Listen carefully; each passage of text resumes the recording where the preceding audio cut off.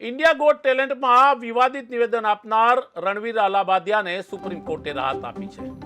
રણવીર અલ્હાબાદિયા જે યુટ્યુબર છે તેમને પોડકાસ્ટ શરૂ કરવા સુપ્રીમ કોર્ટે મંજૂરી આપી। ધ રણવીર શો ચાલુ કરવા માટેની આ મંજૂરી મળી છે। વિવાદિત નિવેદન બાદ તેમનું પોડકાસ્ટ બંધ હતું, તેને લઈને તેઓ સુપ્રીમ કોર્ટ પહોંચ્યા હતા, પણ સુપ્રીમ કોર્ટે કેટલીક શરતોને આધીન તેને મંજૂરી આપી છે।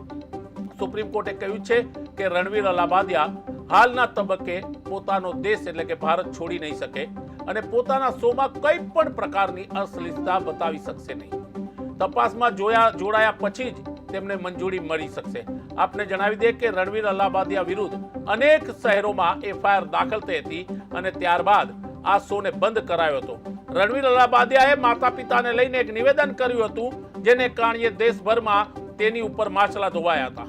તેના શોને ટ્રોલ કરવામાં આવ્યો હતો અને ત્યારબાદ તેમની સામે અનેક પોલીસ ફરિયાદો દાખલ થઈ હતી।